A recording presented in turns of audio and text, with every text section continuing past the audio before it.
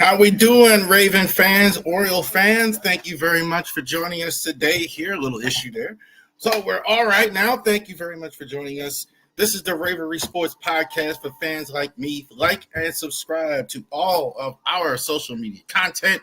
This is our biggest viewed month that we've ever had. So thank you very much for all of you, especially on Twitter, watching all of our interviews today, watching our regular podcast every week. Definitely this week coming up, Marlins and Orioles. Definitely we're going to do an instant reaction to that July 13th, right pretty much after this. And our MLB draft coverage is coming up. Genesis Notary Services, Harris Legal Shield. If you know, you know, from Winchester, Virginia. Obviously, see Charles Harris. We are Legal Shield. And, of course, all of our Ravori Sports merchandise and our new links now with Fanatics. Check that out. That's on Twitter. And now we have a guy here. We have a longtime Coppin State professor. He's taught so many people how to do this, what we're doing today, a media professor for, I don't know how many years, still out here teaching as well. I couldn't check out my new place, man. Yeah, check out the new place. I've had that same place. My background. For the background. Anyway, man, what a pleasure it is to be here. I mean, a real honor. Ravori Sports. Woo! My man. I'm so proud of you guys, man. I'm so proud of all my former students. Thank you, sir. So you went to listing all your accomplishments. You said summarize it, but you went to college. Yeah. I think you went to college with you probably don't remember saying this to me, but you went to college with my brother, Gilbert Mack, long time ago at Western Maryland College. Now I'm McDaniel. NYU Film School. Same school Spike Lee went to. Got talking about polymath. I'm seeing you deep thinking on your site, and you got a new book out. So all the stuff. So that's the deep dive we have. And I did not even know that you were Indian. Oh yeah. And my grandfather, you could see his straight hair, you know what I mean, and sort of Asiatic features and everything, and the way he danced and the way he sang. So yeah, it goes all throughout our family, and most Black people have some Native American blood somewhere. So I do too. My grandmother, my grandmother was, according to my mom, she was Native American as well. So my grandmother was Native American on my father's side. He was from Puerto Rico. He wasn't Black at all. So they wound up marrying Black people. So it's funny. People don't know that. Yeah. And Puerto Rico is kind of Native American. You know, they're kind of indigenous to here. So, but anyway, we're here to talk sports. All right. So other stuff, media, whatever. We're here to talk about whatever you want to talk. And as long as it's not me. All right, Professor. So let's talk about you said we were going to talk a little NFL appreciation, but you talked about your background with the Negro Leagues. Yes. As well, how much you were fascinated about baseball, about Negro League baseball. We all know the story, and we were just talking like the story of Jackie Robinson, what he went through, and all those things. But there's so many great players that were in Negro Leagues, and finally now we're seeing now them eligible to be the Negro League stats are now eligible for the Hall of Fame. So talk to me about that a little bit. How you feel about the Negro League baseball? So much I could talk about there, man. I'm gonna tell you something right off the bat. You know, the Negro Leagues, what I'm really trying to do is keep this history alive. My grandfather had a team, Cab Calloway. They would perform with the Negro League teams when the band was in town. And it was just sort of a mock exposition thing. But, I mean, could you imagine a band like, you know, playing baseball with the Orioles, and they're going to perform that night? I mean, that's what it was like Janet Jackson throwing out the opening pitch or something like that. It's like, wow. So, yeah, they used to do that all the time, man, just to hustle and make money. And, you know, I think for us as, you know, people who have traditionally been oppressed, the Negro Leagues was a way to keep our sanity. And on top of that, you got to consider the Negro Leagues kicked off the civil rights movement. Jackie Robinson was 10 years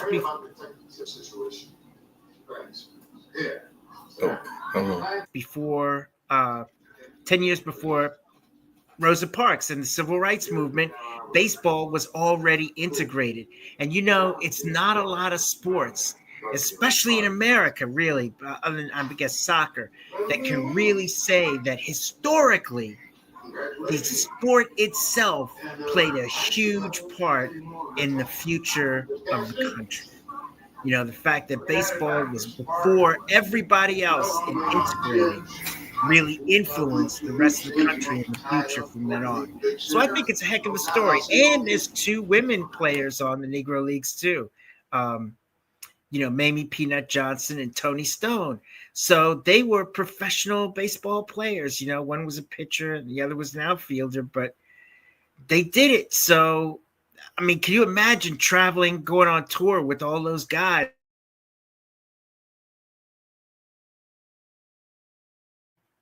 So, yeah, it's a lot of history there. It's a lot of history. Now, you're muted. What funded the Negro Leagues? Do you have any idea? I always kind of wondered, like, how they were even able to even get as far as they did, what they did. I don't know how Rube Foster got his money. He may have been an insurance salesman, because insurance was a big deal back then. Black people wanted their children to end up better off than they were. So it was, it was just something every family did. And so I'm not sure, but he was the first.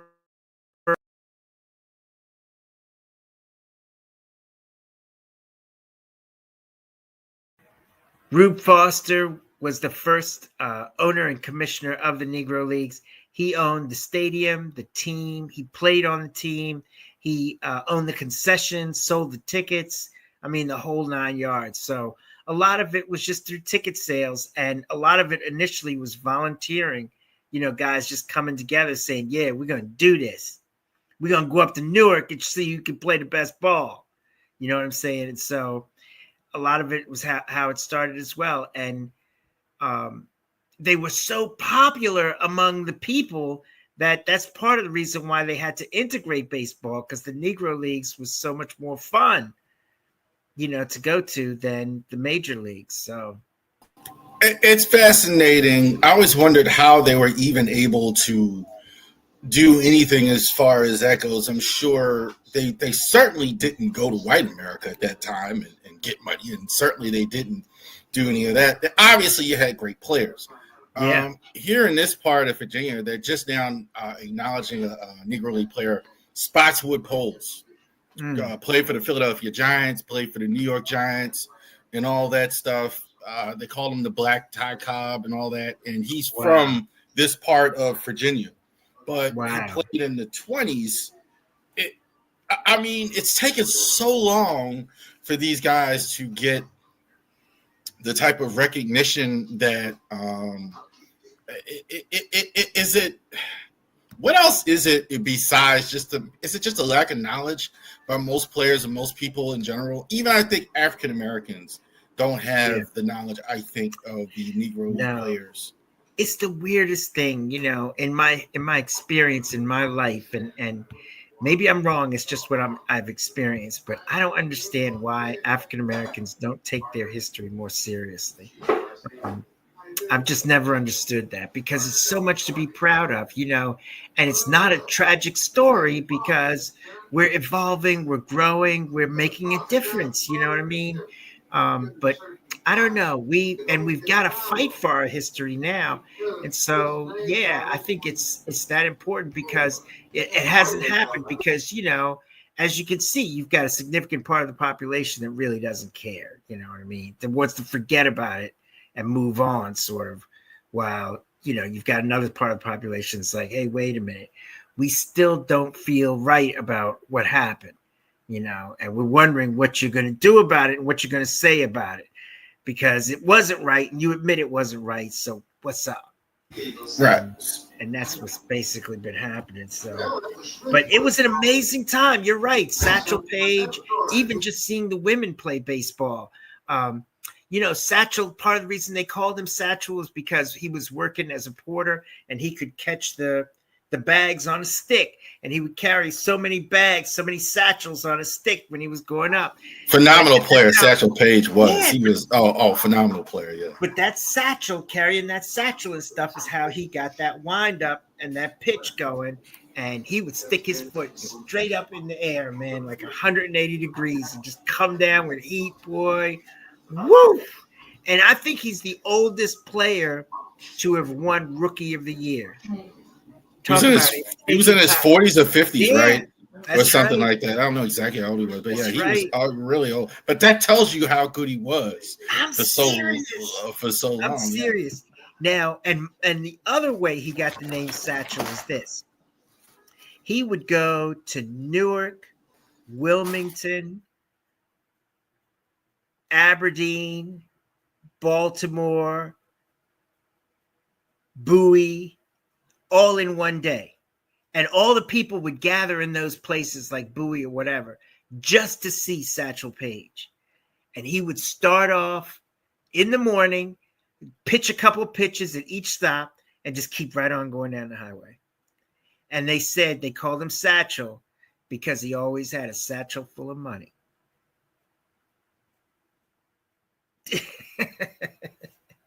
But yeah, I believe it. He had a satchel full of money.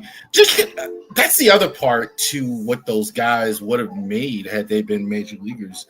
It's kind of a thing. Like you just think about the legend of Babe Ruth, the legend of Lou Gehrig, the legend of those guys. Some of those guys, legend of Josh Gibson. Yeah, Josh Gibson was and so why didn't Josh Gibson integrate the leagues? Well, it was because Jackie wasn't the best player, but Jackie was just the right player. He had the right disposition for it. Josh, to be honest, had a drinking problem. Yeah, partly because of what you were saying. He wasn't given his due. He knew he was the baddest dude on the planet, but he was still treated like a second-class citizen. And Jackie wasn't a militant guy, as quiet as this cat. This is a large conversation we have about black people. But that's know how it is. We always want to bounce back and all that. No, you need somebody sometimes to not do that, to get in the door, to get and look what he accomplished. Getting there with Jackie and everything. But he gave his life for it. He died high blood pressure. The stress and everything of his life, and he got death threats up until the end. People hated Jackie Robinson, who were racist, and so as I understand it, he grew blind. Just the stress of his life really got to him. So I don't know if you remember years ago that Nightline interview they had with Ted Koppel and Al Campanis, and Al Campanis was the GM, I think, an executive with the Dodgers at the time. And he came out and just unfortunately said things about African Americans not being smart enough to be GMs, not being smart enough to become leaders. Because they asked him, well, how come we don't have African Americans? And he said, well, African Americans aren't bright enough to do it, et cetera, et cetera. The interesting part, everybody forgets why they even asked him to be there. He was Jackie Robinson's roommate all those years. It was the anniversary of Jackie Robinson, and he was Jackie Robinson's roommate. So the guy couldn't have been, but he didn't know any idea what he was saying. Yeah, and it was interesting to see that play out for him because again he was immediately just canceled all that. I know. How long ago was that?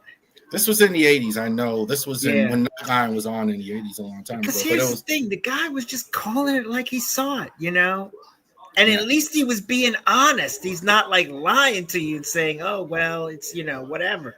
He just said, to me, they're not smart enough, and that just wow, how could you say that? Well, of course, we're not given an equal education, How could you not say we're what I mean? We have poor schools, poor support systems. Mm-hmm. We don't have a culture that's geared toward education. Like the Asian people come here and they just, man, my old school NYU is practically Asian now. It's practically University of Beijing, man.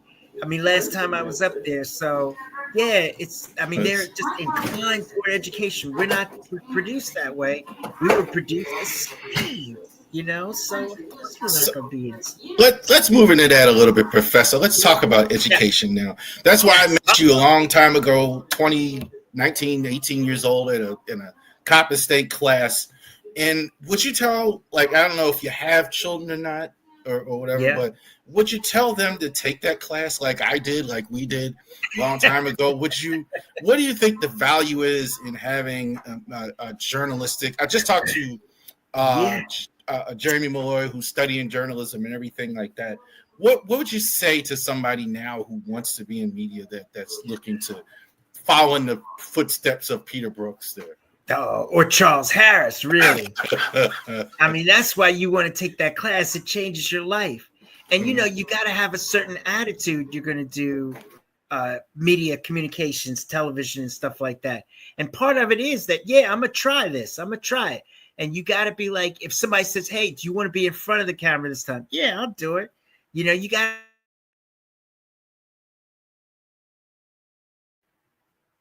So the importance of being open-minded, and that's part of what college teaches you. They say you have to take all these classes like biology or history that's not related to your major and everything. So you keep an open mind. You have something to talk about, and you have some context with the things you're taking. You have some problem-solving skills because you're not just thinking one way. And so, I think that's a lot of it is just, and then imagining an opportunity for yourself. Like, you were journalism, but you had an open mind enough to do podcasting, or vlogging. And so, it's a lot of it is keeping an open mind and then searching for opportunities and taking care of them when they arrive. When opportunity knocks, you got to have your bags packed. You got to be ready to go.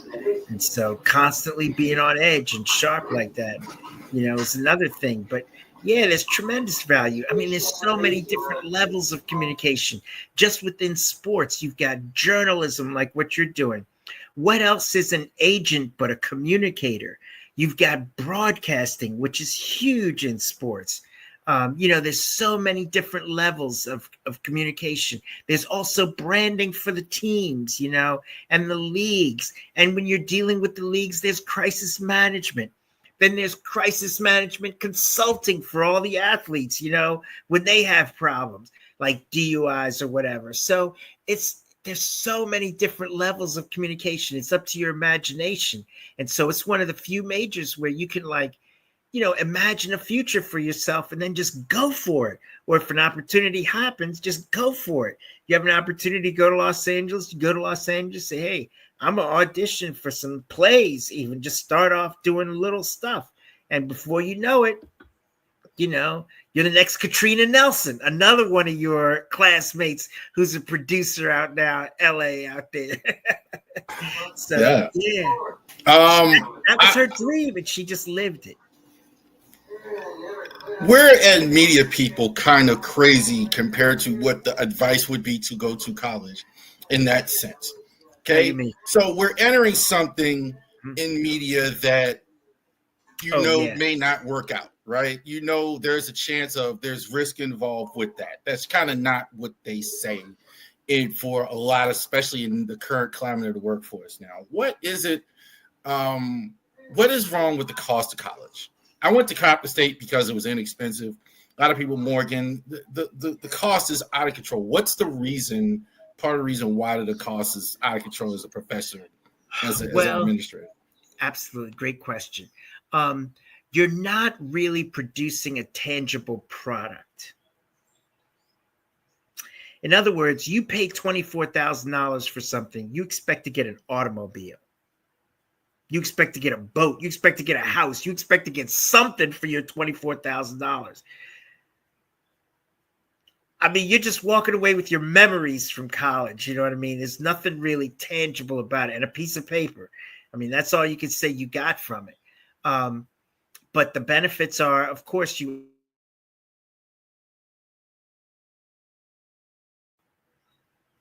So you enter into a new, different class when you've got a college degree. You've got more options. And you're able, like I said, to solve problems better. The more education you have, the more options you have. But why is the cost so high? Part of the reason is because universities are often involved in research, and universities play a sort of a unique role in society where people who don't fit in other places or have ideas that may or may not be worth any money, they fall into universities. And it's kind of incumbent on the university in some way to support those people. But universities also support artists and the arts in a big way when people come perform and speak and that kind of thing.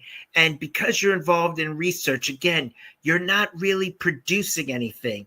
And so you have all these faculty members. They are in a major like English or so, and you've got 13 majors in the whole department, but you've got 6 faculty members, and then those faculty members retire, and you have to pay their retirement the whole time. And so, yeah, all those costs start to add up.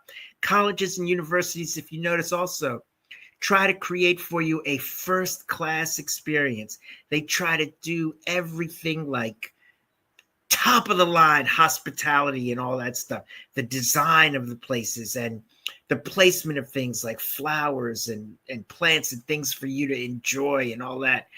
It's not like the real world. It's not like that. People buy a business front or something like that, and they just leave it for years and do as little as possible, as they can to keep it up. And so the universities are always looking pristine, like my background. And it takes money to do that. If nobody's going to do it by themselves, like volunteer, like, yeah, I'm going to keep this place clean. You know what I mean? I'm going to do all the horticulture, and I'm going to do the window cleaning, and I'm going to do everything for free. It's not happening anymore. You know what I'm saying? So, yeah, all those costs just add up. Coppin State has expanded quite a bit since it used to be, I used to say all the time, you could go down North Avenue and not even know Coppin was there, right? Or you could go near Diamond Mall and not anymore. No, you hit it, you see it all over the place in general. You've done a lot of other teaching. I know I'm talking about Coppin here, but what is it HBCU? Is it viable now in general? Or is it? So HBCU, is it viable now? Is it? Question. Is that a good idea? I have a daughter who wants to go to an HBCU. She wants to go to Bowie State. She just turned 18. Gosh, what a great school, Bowie State. She wants to go to Bowie State, but is that a good idea nowadays? It certainly is a different experience. The HBCU. All right, now, there's nothing like it. Y'all see this, right? Charles Harris throwing me curveballs here, man. That's a good question, man. That's a tricky one, boy, if I'm going to make contact. All right, I would say yes, because it's a certain feeling you get, and it's, again, the only time in your life, really, where I can describe it like this. When I went to Jamaica for the first time and I saw that everybody was Black, all the police officers, all the judges, all the lawyers, all the political leaders. I mean, it's just a special feeling. It's like a reservation for Black people. And it's indescribable. And so when you're in a situation where, especially if you've come from places where there aren't those kind of role models, and you see all the professors are Black, and they're doing so well, and they're so smart and everything, it's a real inspiration, man. And there's nothing like it.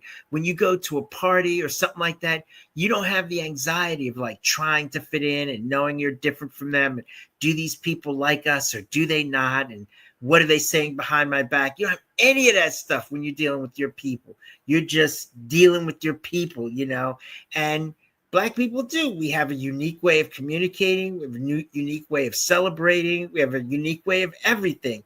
And it's compatible with what the other people are doing.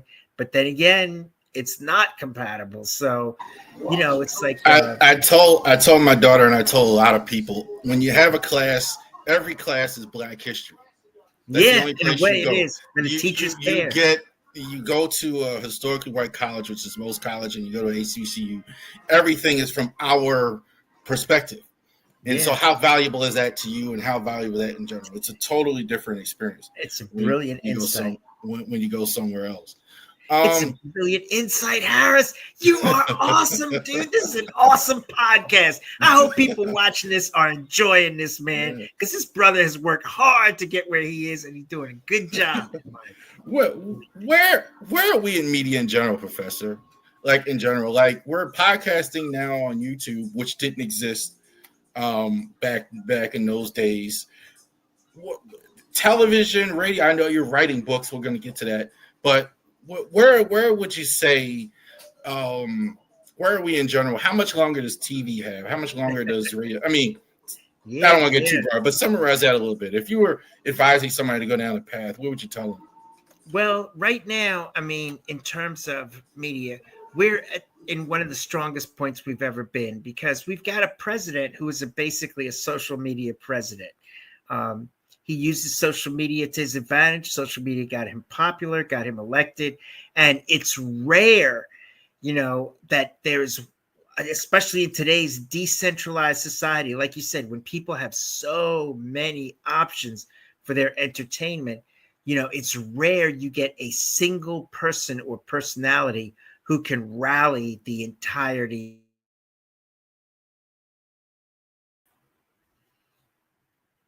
It's rare that you can get a personality who can rally, a single person, the entire population. I mean, in the way that somebody like Tom Hanks does, where he represents you, even though he doesn't really. And so that's what happens. And it can only be through social media that you get this kind of attention and trolling and keeping everyone on their edge of their seats about your every word, and then enjoying that, to no end. So it's in terms of social media and the it's about finding those personalities and those profiles, and as a media communication major, leveraging those. It's not always about you becoming the most popular. It's about you getting other people in the right driver's seat. I think of one of the great historic figures in Black mass communications was Don King. Don King would promote boxing matches throughout the 60s, 70s, and 80s. And he was a big deal. Remember him? I make Don King references all the time. Only in America. He's the most crooked man of all time. He's always talking about only in America. But he had that image with the hair, and people knew who he was. And he's even now, like, who's the top promoter in all of boxing? You don't even know. But everybody knew who Don King was. Don King was, yeah. And part of that was Don King, how he got started was, I believe it was in Cuba. George Foreman knocked somebody out. And George Foreman was sort of shocked. Everybody was shocked. Joe Frazier. You know the story there. Yeah. And so he got in the limousine, and Don King got in the other door on the passenger side. You know what I mean? Because what's the name got in? Frazier got in on the driver's side. And so, it started from there. And then you know what it was. It was communication. Don King was leveraging whatever skills he had learned. From him, it was the University of the Streets, probably, of how he can talk to somebody and disarm them and persuade them to follow you. Because remember, the mass communications, the media, it's either you're trying to persuade somebody of something, you're trying to entertain them, or you're trying to tell them information. You're trying to give them the truth. And so it's going to be one of those three. And you're blurring the distinctions. You're both information and entertainment. So a couple more things here, Professor. Special Education Maryland Arts Council keynote speaker, Story of the Beaver, which I watched your video where you were just reading the story of the beaver. Man. Director of the Hubie Blake Center, and worked with the NAACP. Yeah, NAACP. Really proud of my work there. Yeah. And Janatri Matra. Gayatri Matra. So we may attain the windows of splendor, active into the divine, that inspires our things. So the versatility that you've had out your whole like I think like we're kind of moving into an area where people need to be more like you. Yeah, yeah. You're not And I there think they all the are. time, right? You're not, you know, there are people, there are teachers there at Coppin that are still there from when you were there a long time ago. And Really? you've had a whole Range different of life, stuff. whole different life. Well, What to would you understand it, go ahead? really, Go ahead. I have autism and I have ADHD. And so autism causes me to drill deep into stuff and various specific things. And then the ADHD causes me to keep going from thing to thing to thing to thing. And that's how I became a polymath. It's a renaissance man, able to do a lot of different things and just a few of them really deep. Um, but yeah, very hard to define and Homo universalis, universal human, hard to tell what race I am or anything. So I think it's the world that we're going to now. I yeah, think yeah. that the I told my brother this the other day. Like he's more um always been like anti-work, kind of like you, kind of like not really wanting to stay in one place for so long, not so many. I think the world is gravitating to that. So I think like somebody with your experience can kind of help a lot of people nowadays. Hey, you're not going to get a chance to stay on the job 10, 15 years. You got to Right. Like it move used to be. around. Yeah. No. Oh, go ahead. We got you. So yeah, it has changed a lot from what it used to be, and you thought you had a job for a long time. I mean, Maryland, for instance, we had reporters like Stan Sanders who gave their life to the city, and that's another good guess if you hadn't had Stan Sanders on.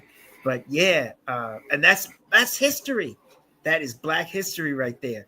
And it's just not. I don't think it's going to be that way anymore. Things Gary change. Sandusky was doing the sports in Baltimore when I was a little kid, and he's still there. And I think that was always the thing with sports in general. Some of those guys never leave.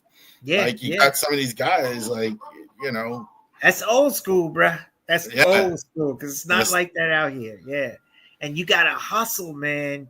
You can't. You got no time to feel sorry for yourself or think about stuff or even participate in a lot of stuff you want to do. You can't because you're hustling, man. Dave Ramsey said the same thing. If you don't have a job, then you got one thing to go to: work. If you're working hard, you ain't got time to feel sorry for yourself or feel sorry for your problems and all that. Real quick, let's talk about your book, man. Hey, thanks, so you got a new book coming out here. And the last thing you said in the LinkedIn post when I reached out to you, hey man, check out my new book. So talk about the new book that you're out here. I'm so excited about this book because I can finally I think now writing may be my ultimate thing because in writing you can say anything. You can say whatever you want because it's a novel. Nobody can say anything. It's fiction. You know what I mean? So Sarees, Sneakers, and Secret Love. It's really designed to make money. I'll be honest with you. And also it has a story to tell. I think that people need to know. It's basically about a Hindu girl who comes to the United States to study under a professor, Dr. Raj. And as she's studying in the United States, all hell kind of break loose. It's sort of like Kamala Harris's story, right? But instead of politics like Trump and stuff, it's an inquisition, you know what I'm saying? An inquisition like the Catholics used to do back in the day, man. If you weren't Catholic, it was heresy and you'd be killed. So everybody had to convert to Catholicism. Well, it's different in the book. In the book, it's monotheism, the belief in one God. So in the book, the Jews, the Christians, and the Muslims all get together. They all come together. And there's no reason why they shouldn't. I mean, it's the same God, right? And so that's how they start to knock out all of the religions that have multiple gods, like Hinduism or Buddhism or the traditional African religions or stuff like that. And so that's basically what the story is about. And it's far different than American culture. Far different than American culture. Even though there's more feminism now all over the world, but there's a ways away from the That ocean feminism makes a and the difference, stuff man. we have in this country. Correct? Is that Yeah. fair? Yeah, the ocean makes a difference, man. And I think that, at the end of the day, you just come to see that we're one people. That's kind of the climax of the book.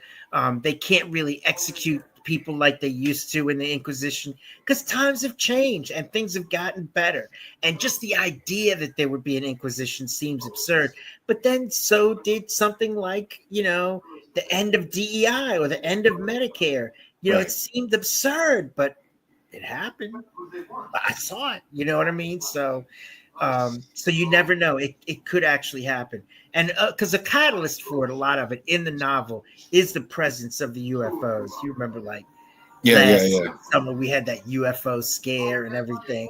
Mm-hmm. So that's what kind of drives people to go back to religion.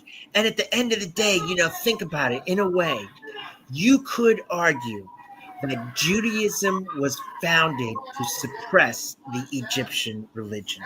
Right. Because it was the total opposite. The Egyptians had multiple gods, and Pharaoh was the intermediary between God and man. And the Jews just totally distorted that. They said no. Pharaoh was the one that was just for the boss guy, right? There was no questioning. There was never any questioning Pharaoh. Pharaoh, you would be beheaded immediately. But unlike a dictator, Pharaoh was the spiritual leader. He was supposed to be doing God's work on earth. And if you think God's work is killing a bunch of people, it was not that at all. God's work was to take care of his children and stuff like that. And here's the link to sports, man. And I bring this out in the novel. So the ancient Egyptian god was called Ra, right? Mm-hmm. And what people would do to worship him is they would come together in a certain pavilion and they would dance and mix and stuff like that. And then every once in a while, they would all yell together, Ra. Right. Like in a game. Ra. Exactly. Yeah. Spirit that is captured of Ra. Deep, man. I didn't know that. That's the polymath right there, Professor. It's deep, man. Yeah.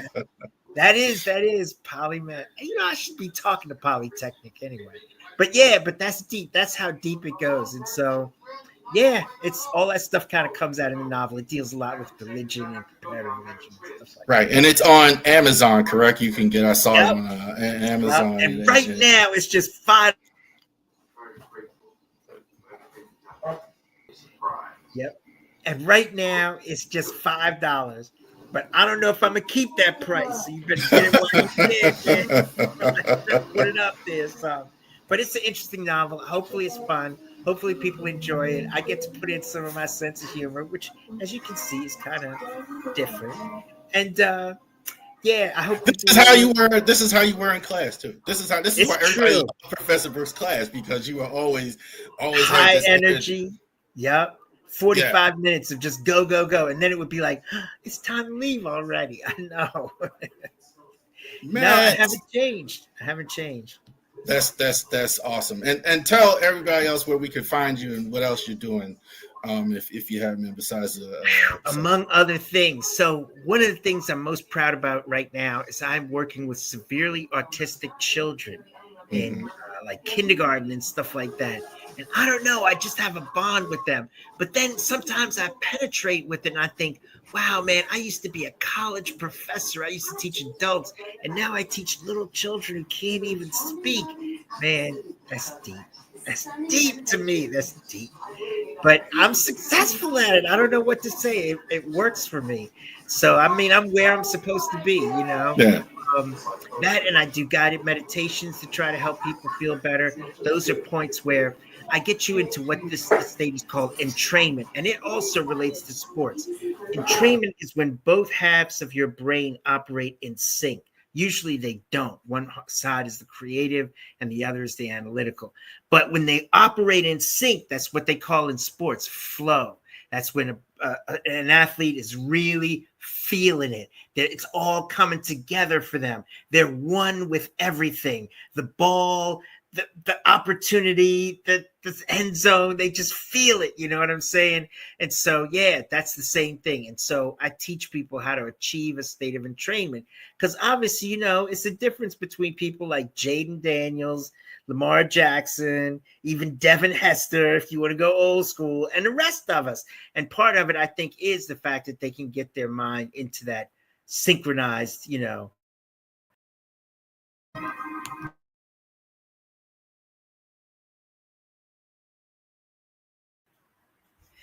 Jaden Daniels definitely can do that, man, because I'm going to tell you the truth, Charles.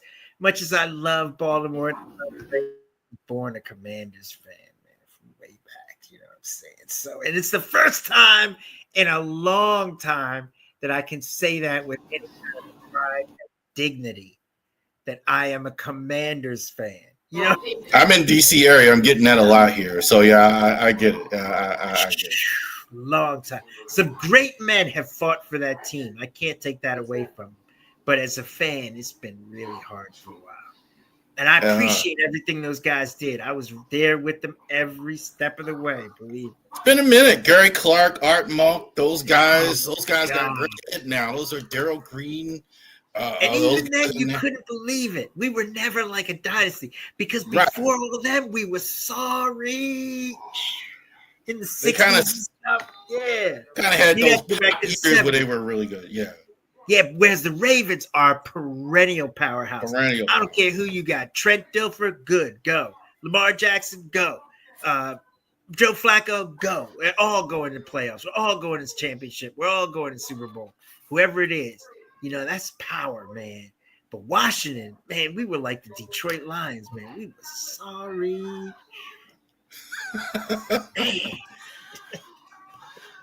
Thank you very much, Professor, and definitely check out his book. Definitely go on Amazon and all of you. Sarees, Sneakers, and Secret Love. Yeah, it is telling you. I'm telling you that this sports podcast, but I can tell you, reading romance novels actually helped me how to read. I was having trouble at copying and reading, and I had a girlfriend at the time who read romance novels, and it helped me learn how to read and get through it. So definitely, if you're out there, even you sports fans out there, definitely pick up books and things like that to help you with your journey and everything like that, no matter what the subject is. It's awesome. All right, sir. Thank you, Professor. This went exactly how I thought it would. Thank you very much for calling us for the Ravori Sports Podcast. You guys have a great rest of your day.